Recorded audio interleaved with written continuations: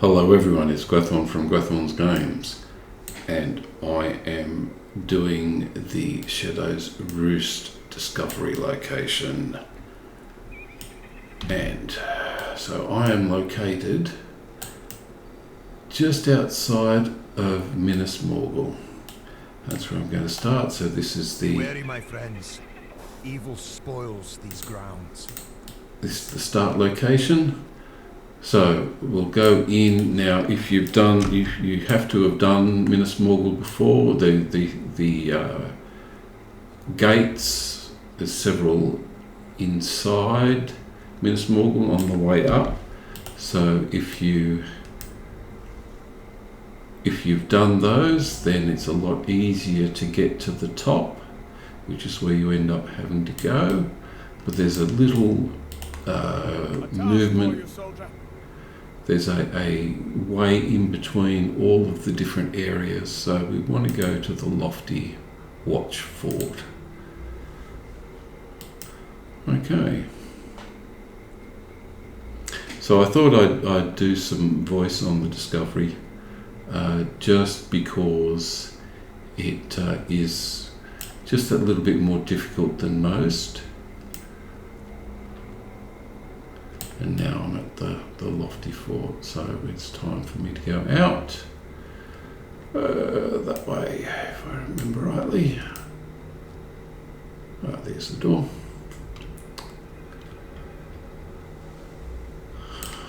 Oops, not the door. It's always a bit confusing in this area, that finding your door to the circle of death, which is where you have to go to. So I'll head out there.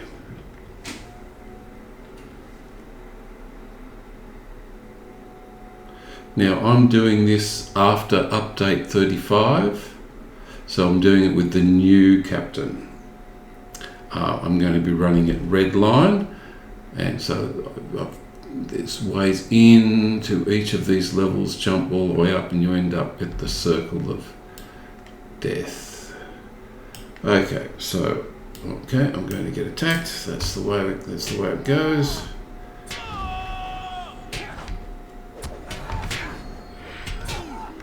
Okay, didn't really wind up, but you can see that DPS was running at 60,000, which is 10% better than the previous one. So that's all good. But let's go through this. I've got all of those done. I'm actually going to ride because it's easier. And I'm going to go round past all around the top area, trying to get around as much as possible.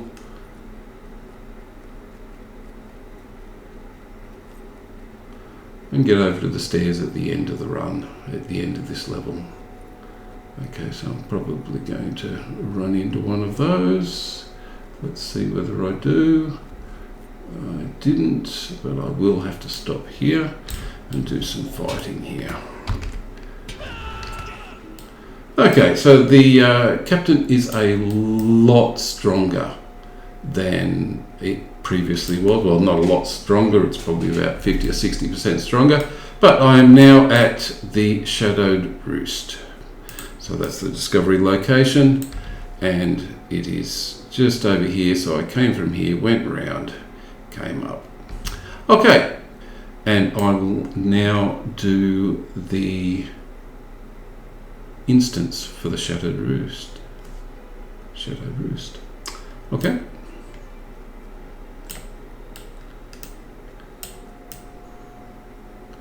So it is, I'm going to be running it 2-player, and I'm going to be running it on level, the Shadowed Roost. So I'll get straight into it.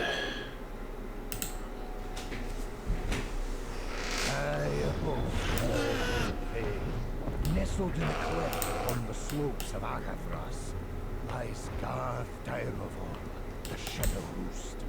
It is said to be home to Katla, the terrible winged broodmother of the fell beasts of Mordor, whose countless children become favoured mounts of the Nazgûl. So I'm running the red line, the new red line. I have changed actually some of the traceries. So I've actually gone for the devastating blow and pressing attack. I've upgraded the damage shout, battle shout a bit. I've added both vocal skills on top of the melee skills healing. There is no melee skills healing in the red line anymore.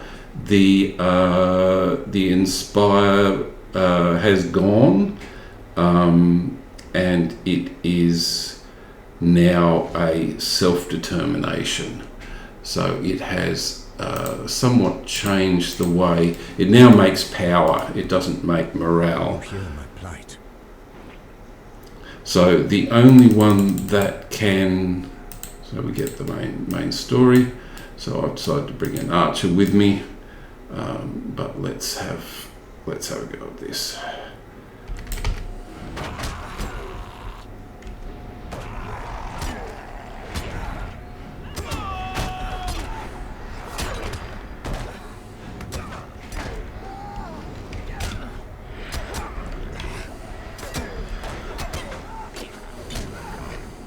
So I was doing previously 50,000 doing when I was running the Harrowing of Morgul, but I'm now doing in the 70s, and that was fairly poor. But we will.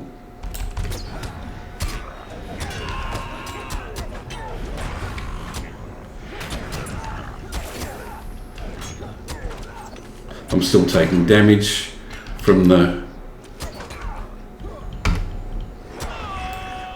So that was 80,000. I've got a troll that I'll be coming up to fairly shortly. That's going to be interesting.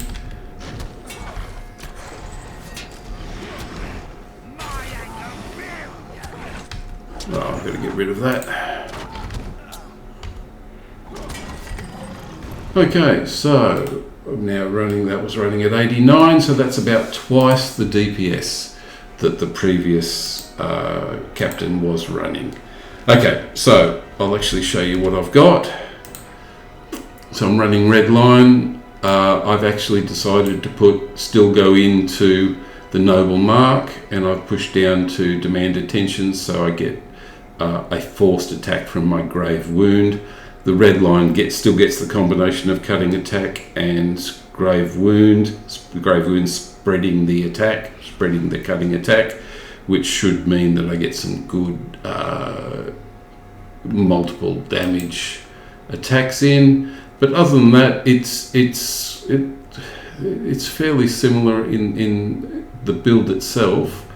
But yeah, it's the extra damage you get from things like the extra 20% damage from Inspire Self-Determination, the extra 30% you get from Masterful Strike, and the now Cry of Fury, which is one of the few heals. It's a 5-minute cooldown heal, but it's going to heal me half my health. I want Rallying Cry, so I wanted that to be as high as I could, just purely and simply to get the only heal that I've got is. Okay, let's come back here. Gallant Strike again. So I'm not using an awful lot of healing at this point. Don't really need it. I'll use it anyway, just because it did pop up as being needed. I actually have a buff bar that tells me when I need to do a bit of healing. Okay, let's go into the next one. Now, as you can see, I haven't dropped any of the main stuff yet. Okay, he's upset, so I'm going to get rid of that. Okay, 85,000. That's pretty good for the red line captain. And we're up to the first boss. So I'm going to be running in there, and I'm going to try and use all of my abilities to see what kind of DPS I can get. I'm just going to be standing behind him, but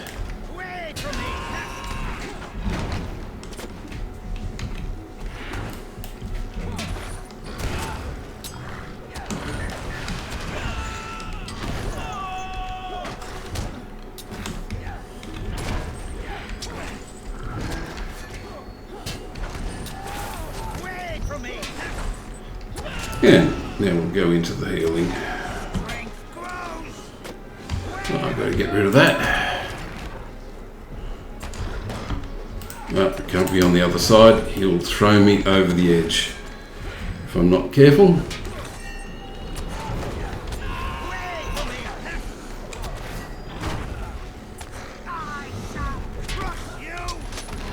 Get as much healing as I can get away with.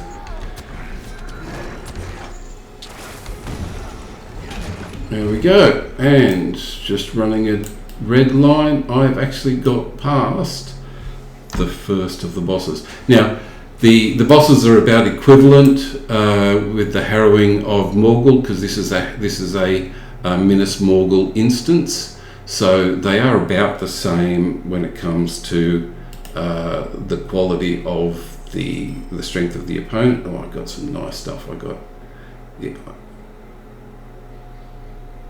it's not as good, and I've got a ring which is not as good, but I just got a ring and some shoulder drop, which is nice. The harrowing of Morgul on level is going to drop gear that is slightly lower than the Gundabad and such Vaughn instances.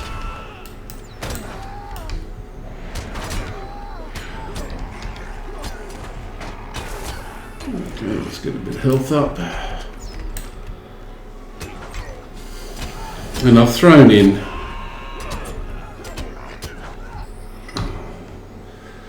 yeah, 91, that's not too bad on average. That's pretty good actually.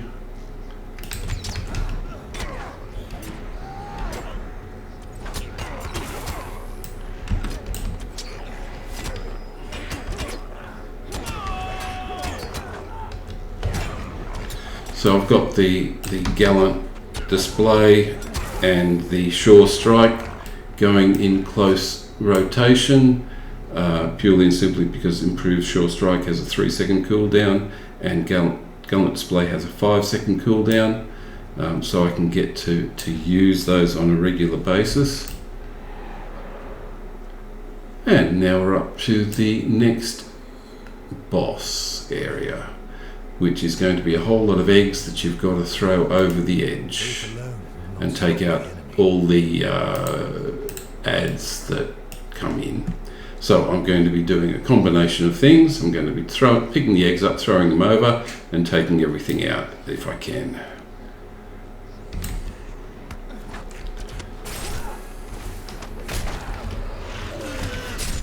So I've got to get out of the rubbish. But when it says that there's eggs that have to go, I'm going to... Okay, where is it? There. Okay, I've got to pick it up. Got to take it over there, throw it over the edge. Okay, now I go back to the fight.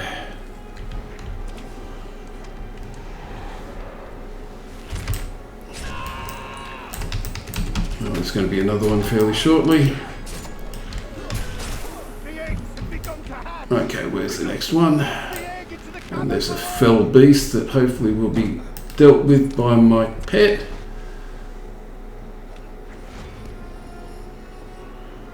But I'm going to have to go and take that one out.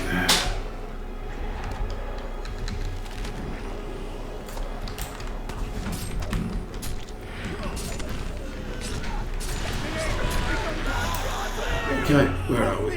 There we got the third one. Beast attacking me.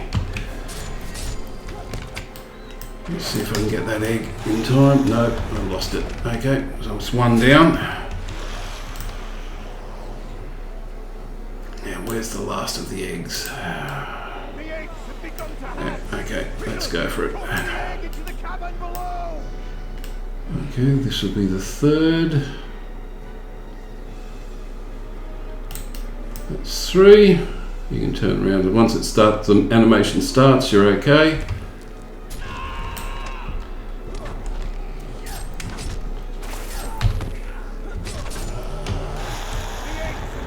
Okay, there it is. Let's grab that one. As long as I can get that one over the edge, I should have got past this. Okay, done. Okay, so that's the hard part of that. Trying to get past the eggs. There is no drop here for no chest, but we are now on to the final boss. Oh, I've actually got one in the middle first.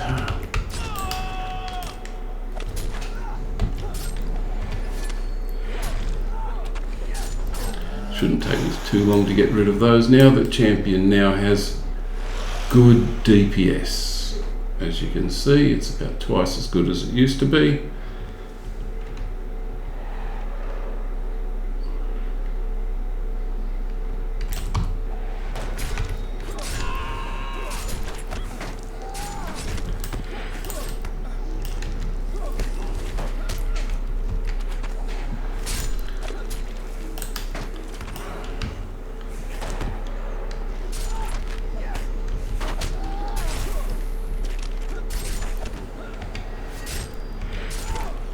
Okay, and I will do some healing to get past that. But the main boss is in the next section, so let's see if I can get that done. Just wait for this area to go. Now, I don't think there's anything else. This is the Noble Mark. As I said, the rallying cry I pushed up with the tracery. This is the new Cry of Fury. I can use it once in 5 minutes, so I'll use it once in this battle. There is a defensive strike which starts battle readied, which would be nice in case I have to do Shadow's Lament. Okay, so here we go. The Broodmother.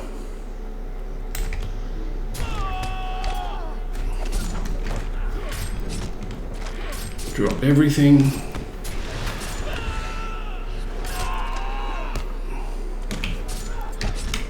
Do some healing.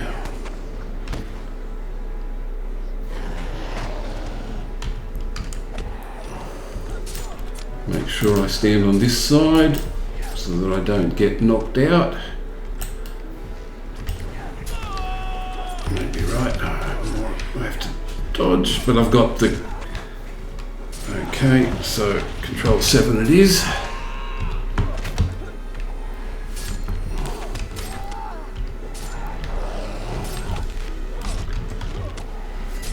Keep backing up.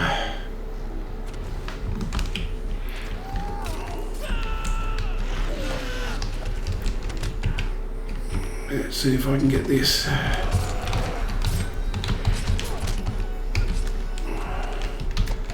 Make sure I don't get knocked back. Heal. Control everything into it, and there we have it. Okay, so this is my first attempt at doing that with the update 35 Captain, and the red line version of it does seem to have gone through. It was, I still had to use this. This is a Cry of Fury is now a huge heal. Which does a lot of healing, so that's what got me through it. But yeah, and we just got something that I can just get rid of. Okay, and I've got a necklace, which is another one of those things that drop, and it is not quite as good as the what came out of the Sarge Fawn by the looks of it. Okay, well, thank you all for watching. That was the Shadowed Roost. It drops exactly the same things as the Harrowing of Morgul, but you have to do the discovery of it. But they drop these two. None of the others basically drop anything of interest. But these two, if you run them on the 2-player version, can get you some nice drops. But I really wanted to do that just to see how well the captain would go.